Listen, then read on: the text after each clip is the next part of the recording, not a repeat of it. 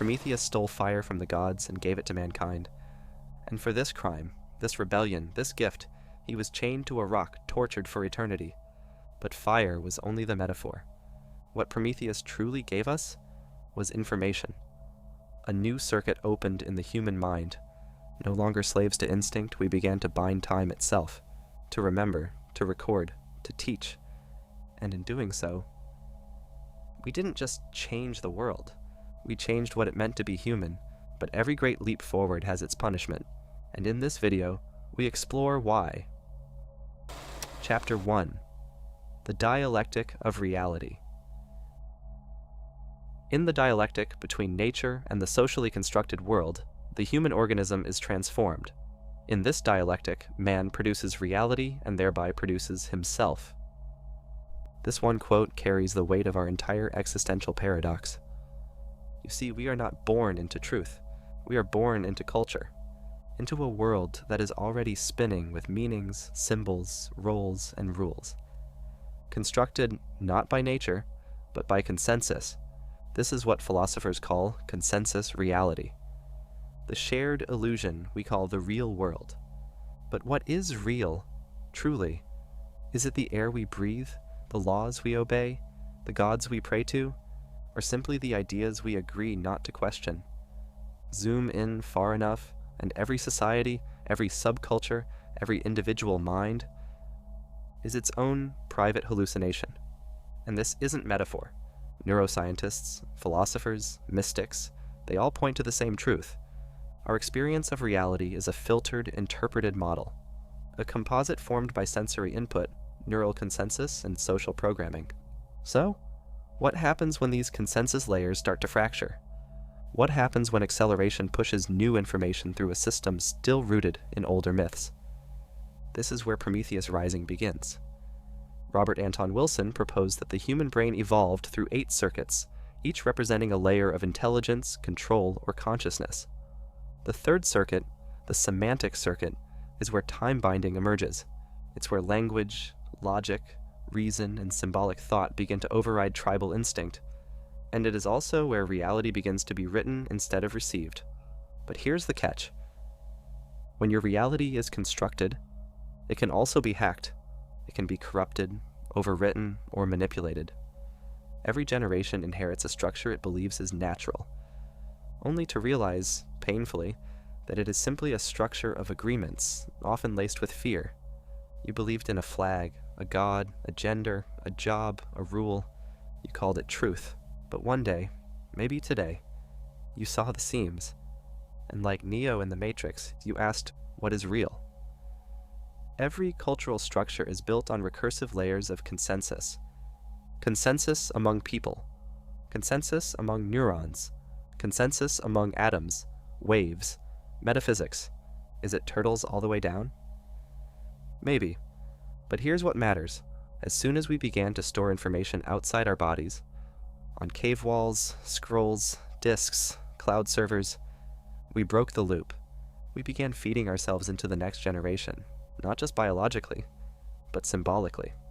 This is the beginning of time binding.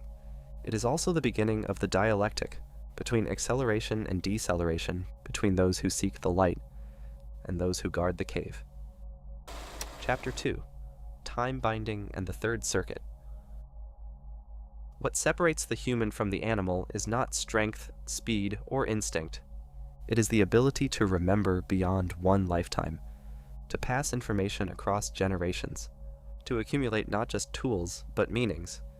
This, according to Robert Anton Wilson, is the gift of the third circuit, the semantic circuit, the time-binding mechanism of the human brain. It is here that knowledge enters a feedback loop. Each generation adds its layer. Symbols become alphabets, alphabets become books, books become libraries. And eventually, data becomes everything. This process is not passive, it spirals. Like a chemical reaction needing activation energy, once knowledge passes a certain threshold, it begins to accelerate itself. Think of it this way. A child learns to speak. That child becomes a writer. Their writing inspires a scientist. The scientist invents a technology. That technology teaches the next child to speak faster. And the loop tightens. This is the essence of time binding, the recursive structure of intelligence. Knowledge building on knowledge, faster and faster. But there's a catch. For every leap forward, there are forces pulling back. Biological instincts, territorial disputes, religious dogma, political censorship. These are what Wilson calls the lower circuits, first and second, survival and territoriality. And when they overpower the third, knowledge burns. Consider the Library of Alexandria, a hub of accumulated human thought, philosophy, astronomy, medicine, mathematics, all set ablaze by a society too bound by fear and dogma to value what it held. Time binding, thwarted. Just as Wilson said, whenever the Third Circuit threatens to liberate us, the Second Circuit tightens its grip. It is a tragic cycle. Again and again, the semantic revolution is born and strangled in its crib, because the Third Circuit is dangerous. It questions authority. It rewires tribal loyalty. It disrupts the social order by exposing its artificiality, and so, like Prometheus, it is punished, not by gods, but by men still worshipping their Second Circuit fears. This is why cultures tend to fear the thinker, the innovator, the heretic. It is why information has always been filtered through gatekeepers, kings, priests, publishers, now algorithms. The Third Circuit, if left free, would accelerate too quickly. It would create revolutions too fast for society to stabilize.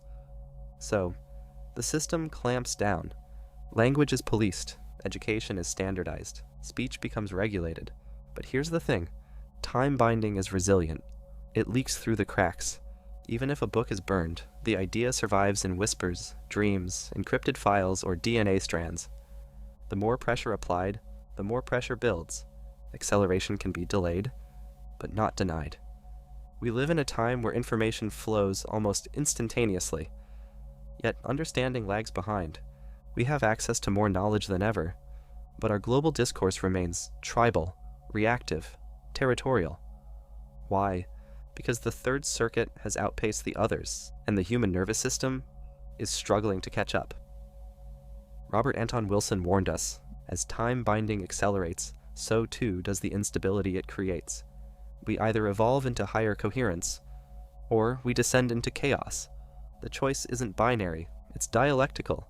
It happens across centuries, across cultures, across minds, and it leads us into the next law, the law of accelerating returns. Because if knowledge is a spiral, then the speed of that spiral is not constant, it's exponential, and that changes everything. Chapter 3.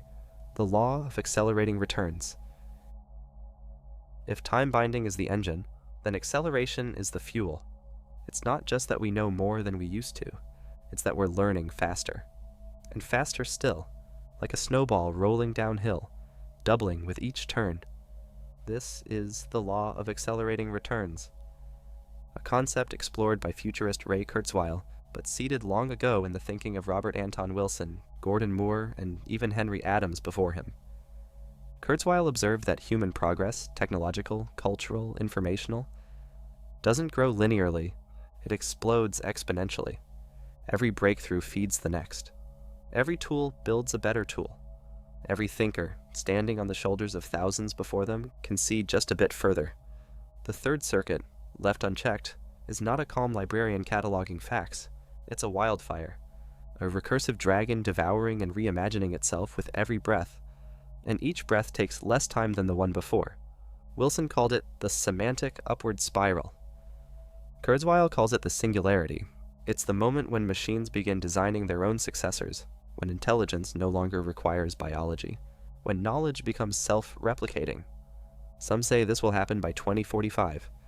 Others say it's already begun. But here's the twist. It's not just a technological shift, it's a philosophical rupture.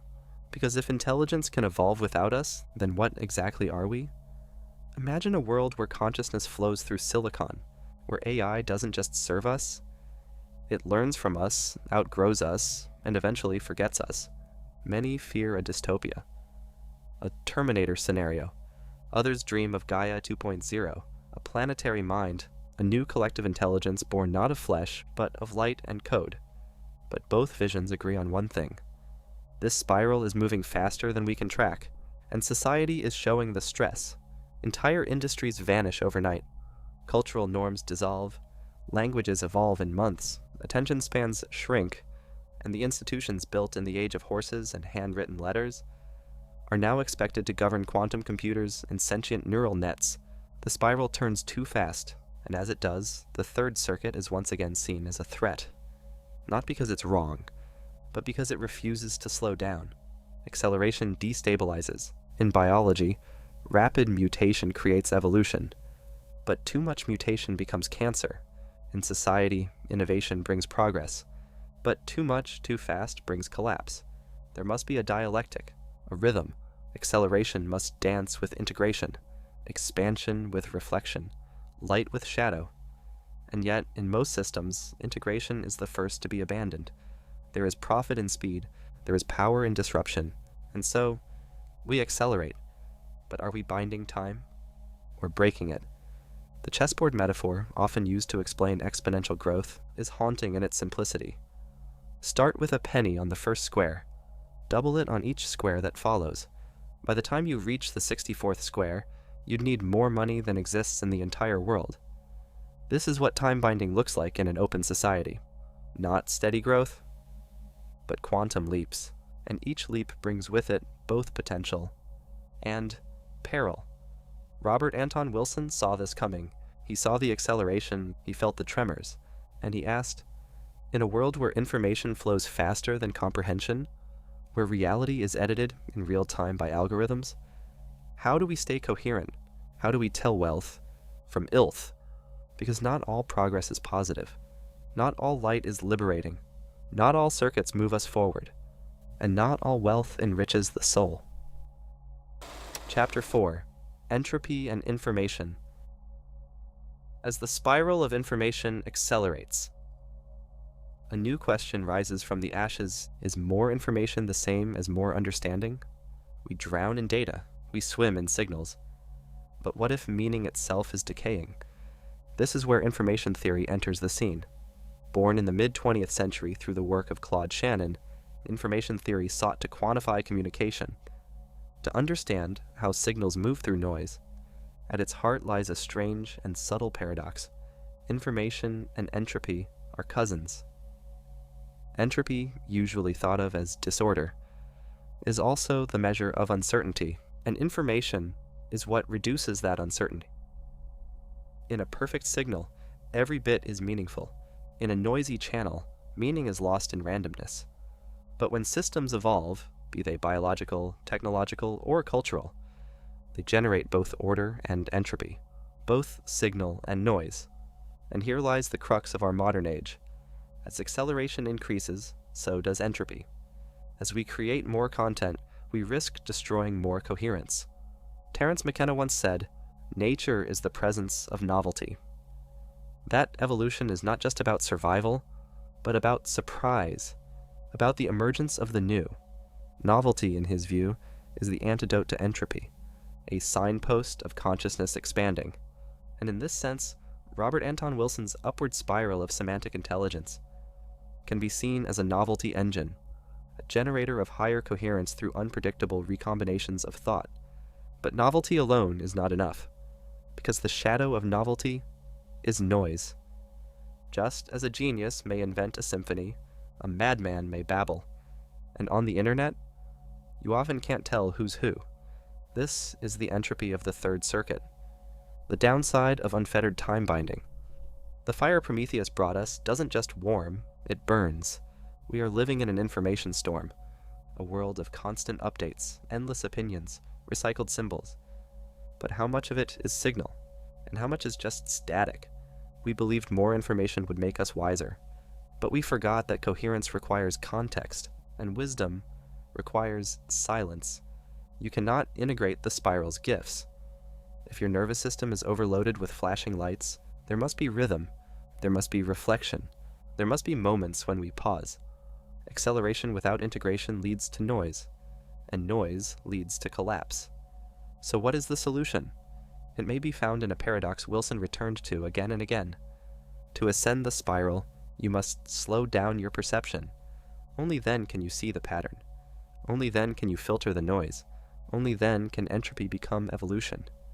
Imagine the human mind as a radio dial, tuning into frequencies of reality. Some are loud but shallow. Others are faint but profound. The third circuit doesn't just store data. It tunes consciousness. It gives us the power to reprogram what we perceive as real. And that is the true danger. Because once you see reality as code, you can no longer worship the interface. You begin to see gods as archetypes, governments as games, money as myth, and identity as a password to be changed at will. But not everyone wants this power. Not everyone can handle it. And when the signal becomes too clear, those clinging to the past lash out. They call it heresy. They call it madness. They call it fake news. But sometimes, it's just the next layer of coherence breaking through. Chapter 5. Wealth and Illth. Not all growth is good. Not all wealth enriches. This is one of Robert Anton Wilson's most piercing insights, that the same systems which elevate consciousness can also be hijacked by lower drives. Time binding doesn't only amplify wisdom, it can just as easily amplify greed, manipulation, and destruction. He coined the terms wealth and illth, two sides of the same semantic engine. Wealth builds coherence, illth breaks it down. A teacher spreading understanding creates wealth. A weapons dealer flooding war zones creates illth. Both use intelligence. Both are products of human innovation, but one harmonizes with evolution.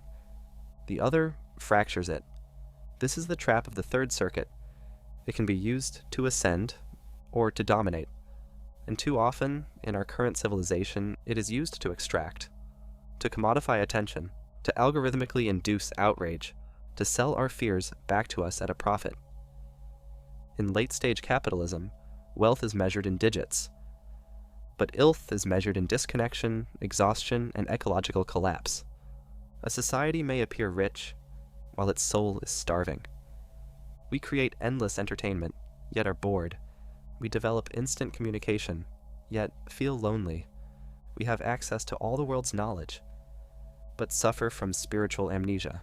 This is what happens when the third circuit is hijacked by the instincts of the second. The second circuit, territorial, status-driven, rooted in dominance, was useful in our tribal past, but when fused with time-binding technology, it becomes monstrous. It doesn't just want more, it wants to keep others from having it. This is the root of modern illth, systems that reward accumulation over contribution, systems that reward division over dialogue, systems that reward illusion over insight.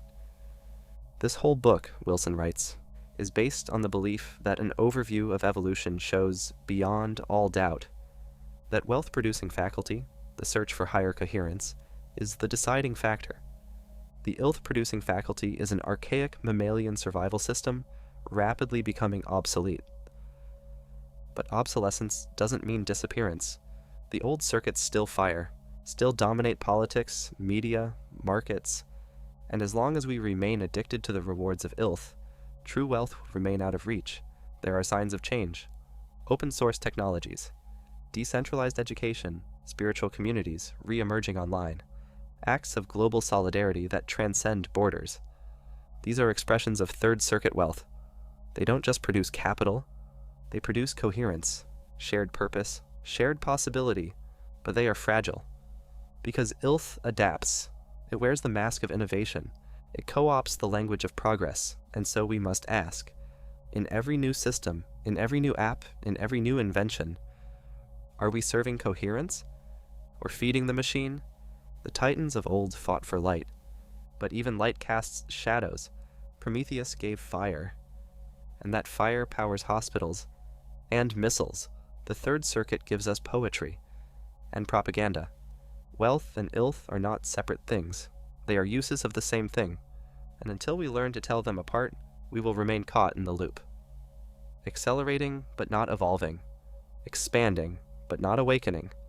The future is not just about what we build, but what we value. True wealth is not just information. It is integration, not just speed, but direction. Chapter 6. The Promethean Punishment. Prometheus gave fire to mankind, and for that he was chained to a rock.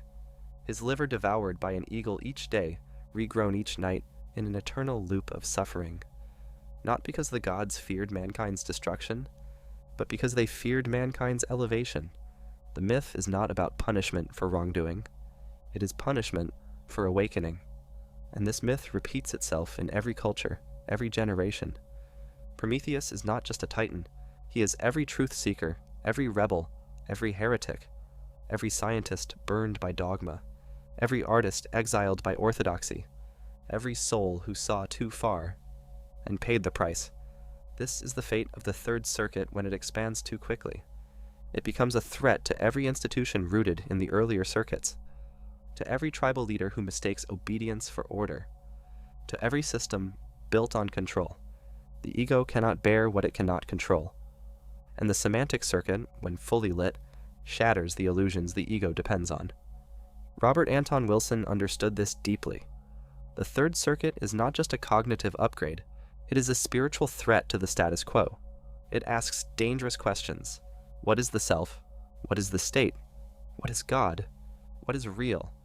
And when those questions become too loud, those in power reach for chains. This is the Promethean punishment, to bring the light and be hated for it, to see the pattern and be mocked by those still clutching the shadows. Plato told us this too. In the allegory of the cave, those who escape and see the sun are not welcomed as liberators when they return. They are attacked, rejected, labeled insane. Why? Because light hurts eyes accustomed to darkness, and the Third Circuit burns with light. You felt it, haven't you? That moment when you spoke a truth too soon, when you questioned the script, and felt the air go cold. That's the Promethean current running through your veins. You saw the matrix code behind the world's wallpaper, and the world did not thank you for it. But you didn't hallucinate. You didn't go mad. You simply stepped ahead of the curve. And every system has a reflex to crush what it cannot yet absorb, because ego resists the light. The lower circuits, territoriality, survival, emotional tribalism, grasp tightly as the new awareness bursts through the seams, and the tighter they hold, the wider the seams tear, until eventually there is only light. This is the paradox. The more we resist evolution, the more violently it arrives. The question isn't whether change is coming, it's whether we will choose to integrate it, or be broken by it. Prometheus was punished, but he planted a seed. That seed was carried through time. In the minds of rebels, visionaries, inventors, mystics, you are the inheritor of that fire, and with it comes the same choice he faced, to obey and stay in the cave, or to ascend and endure the chains.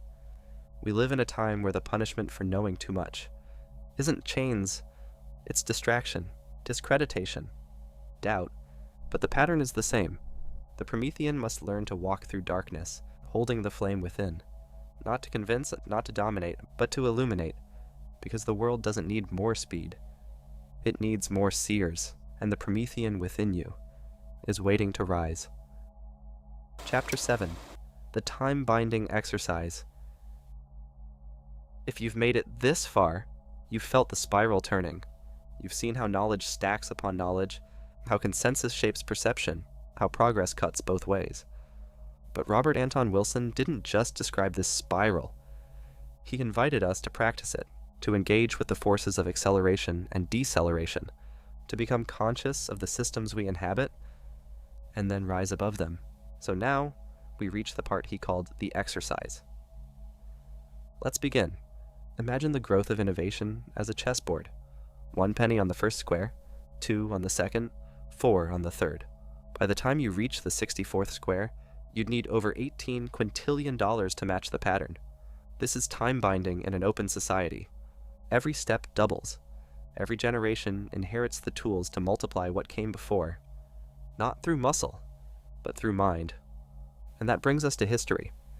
Wilson asked us to compare 6 cultural epochs: Greece in the 4th century, Rome in the 1st century, Southern Europe at the Renaissance, England from 1600 to 1900, New York from 1900 to 1950, California today. What do they have in common? Each became a hub of innovation.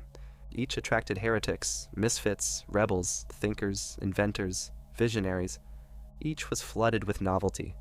Each was vilified by the old world, and each became a turning point in the human spiral. Why? Because time-binding thrives where chaos meets openness. These were not stable times. They were explosive. Uncertainty created possibility, and from the pressure came diamonds. Ideas that reshaped the species. You may be living in the next such epicenter, or you may become one. But to do that, you must train your perception. You must see through consensus. You must question what passes as truth. And you must embrace the discomfort of standing where the spiral turns next.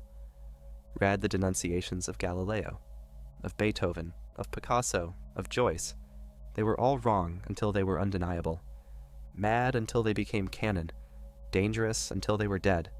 The spiral never moves cleanly. It shakes the world as it turns. And the Promethean is always alone at first. But the more you integrate the third circuit, the more you embody the time binder. The less it matters. You're not here for approval. You're here to evolve. Wilson offers one last exercise.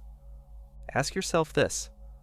Are the most important scientific ideas of 1997 published in Scientific American in 1997 or in 2017?